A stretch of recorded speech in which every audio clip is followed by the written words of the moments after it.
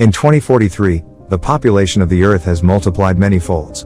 There is a massive shortage of resources of all kinds. The world opts for genetically modified crops which get fast-tracked around the globe. But this leads to a staggering spike in multiple births across the world. The solution is now feeding the problem. No one knows what to do. Political activist and renowned conservation biologist Dr. Nicolette Kamen has prompted the Federation to institute a one-child-per-family policy. A bureau called Child Allocation Bureau, CAB, is formed to enforce this policy. All citizens are required to wear a bureau-issued identity bracelet. This bracelet could be scanned in order to identify people at various checkpoints throughout cities. When scanned, the bracelet's present data that states if you have a sibling or not. If another sibling is present, police are informed and, upon arrival, take the child. These children are put into cryosleep and they will be woken up when the crisis the world is going through is handled. They will awaken in a better world. That year, a woman named Karen Setman has septuplets, thanks to the genetically modified food. Karen dies. The twins' grandfather, Terrence, doesn't announce the 7 siblings to the authorities. He names them each by one day of the week. He decides that all 7 of them will live in secrecy in a place that has hidden areas, which he builds. He trains them all to take on the identity of Karen Setman. Each of them gets one day of the week to go out and be Karen. Sunday will get to go outside on Sunday, Monday on Monday, Tuesday on Tuesday, and so on. They grow up sharing the identity of Karen. When each of them comes back home, they explain to the others how their day was. This step is important as it allows the next girl to go out and continue being Karen. They are all fitted with electronic bracelets that are hacked by Terrence so that they could all be identified as Karen Setman. These bracelets are also fitted with GPS so that their location could be known when they are out of the house. Terrence also makes a hiding place that they could use when someone comes to the apartment. One Saturday is attending a ballet contest, but Thursday decides to sneak out and skate. So when Saturday comes back, Thursday is still missing. Terrence is very worried. Suddenly they hear a knock on the door and they all immediately hide in their hiding place except Saturday. Terrence immediately takes a gun and carefully opens the door. It turns out that the person is Thursday who has returned, but tragically Thursday gets her index finger cut off because she fell off the skateboard. Since all of the girls need to look the same, Terrence cuts the index fingers off all the other girls starting from Monday. 30 years later, when they are adults, their grandfather has died and they also have different characteristics and appearances. Monday is the firstborn, and she's the good girl, the golden child, the A-type personality, and she, of all the sisters, embrace the collective identity. Tuesday is the paranoid pothead, a little bit of a loose cannon. Wednesday is the athletic one, the fighter of the bunch. Thursday is the bad girl, she's the rebel, and she craves her own identity and autonomy. Friday is the smart one, the computer geek, and the sisters only have their life, their career, their success, because of Friday. Saturday gets to hang out on Saturday, be homeschooled, and never went to work probably a day in her life, so she's the wild child, she's the lucky one, she gets to party her face off. And Sunday is the caregiver, she goes to church on Sunday, and is supposed to be the believer of the bunch. As they have different appearances, the sisters use wigs and makeup to cover any identifying features. On one Monday, it's time for Monday to go out of the house, but she is too nervous because that day, Karen Setman is going to give a presentation at the office to get a promotion. Monday prepares her disguise. On her way to the office, at a checkpoint, Monday runs into Adrian, a CAB agent. He is checking her identity and talks to her. Arriving at work, Monday meets Jerry in the elevator, who is also eyeing for the promotion. Jerry tells Karen that he knows her secret and blackmails her to get the promotion. At night, the sisters are waiting for Monday who hasn't returned home. They track the GPS location of Monday's bracelet, but strangely her whereabouts cannot be traced. The sisters freak out and assume something happened to Monday. Next day, Tuesday heads out to work and tries to act normal. Tuesday learns that Monday got the promotion and met Jerry at a bar. Before she can investigate further, CAB agents detain her and cut off her communications.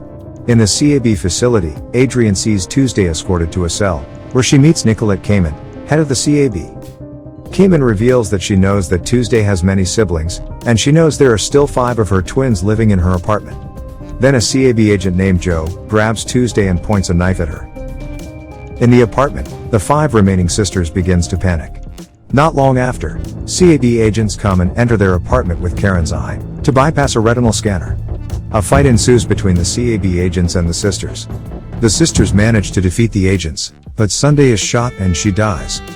The remaining 4 sisters are crying over Sunday's death, and getting more depressed.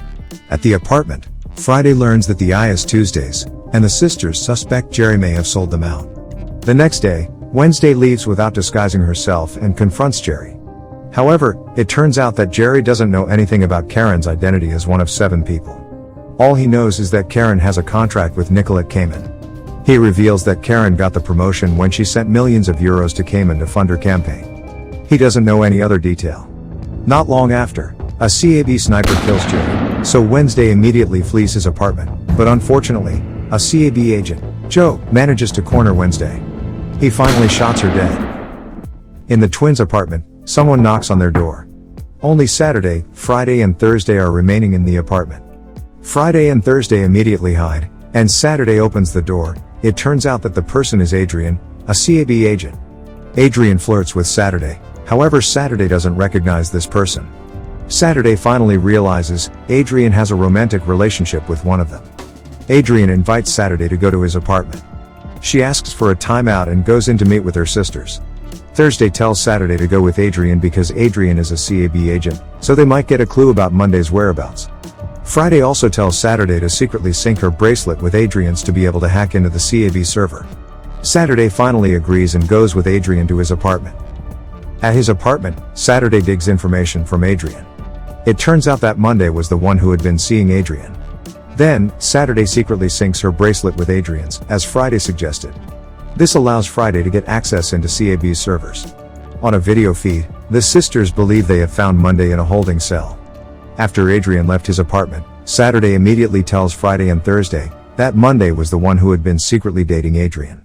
At the same time, CAB agents arrive and kill Saturday in front of her sister's eyes. Not long after, Karen's apartment is raided by CAB agents led by Joe. Friday sacrifices herself by blowing up their apartment to allow Thursday to escape and rescue Monday.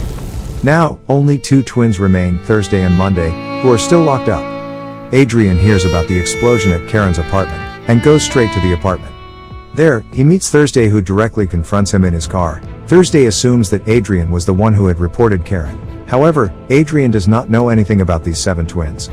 Adrian now realizes that Karen is actually a septuplet, and he claims that love Monday.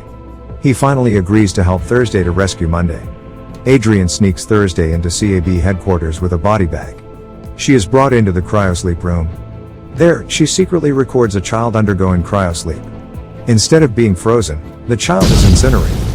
When it is Thursday's turn, Thursday immediately kicks the officer and put her in cryosleep. Adrian helps Thursday to get out of the cryosleep room, and they find the cell where Monday is locked up. But it turns out that Tuesday is the one in the cell, with one of her eyes removed. Finally, Adrian and Tuesday are assigned to hack a video operator and show a shocking video about cryosleep at a fundraising event being held by Cayman. Meanwhile, Thursday search for Monday. Finally, Thursday meets Monday in a restroom.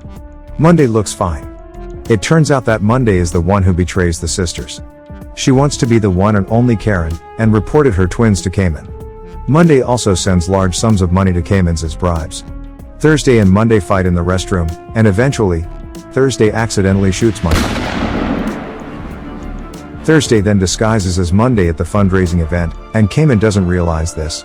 Meanwhile, Tuesday and Adrian broadcast Thursday's video footage of the child's incineration, leaving everyone at the event shocked. At that moment, Cayman realizes that Thursday is in disguise. She angrily confronts Thursday, choking her. Monday, who is severely injured, gets out of the toilet, pointing a gun at Thursday. Joe shoots Monday, thinking she intends to kill Cayman, and Adrian kills Joe as revenge. As the crowd flees, Monday reveals to Thursday that she betrayed them because she is pregnant with Adrian's children. Unfortunately, twins. Which means one of her children will be taken away. For the sake of her children, she makes a deal with Cayman. She secretly compromises the knowledge and location of her 6 sisters in return for her to be free and live her life normally as Karen. Not long after, Monday dies from her wounds. In the end of the story, the one-child policy is abolished, and Cayman faces the death penalty. Thursday, Adrian, and Tuesday are the ones that remains alive. Monday's and Adrian's twins develop in an artificial womb. As the camera dollies out, hundreds of babies are seen crying in one enormous ward, as nursing staff care for them. And that's the ending of the movie What Happened to Monday.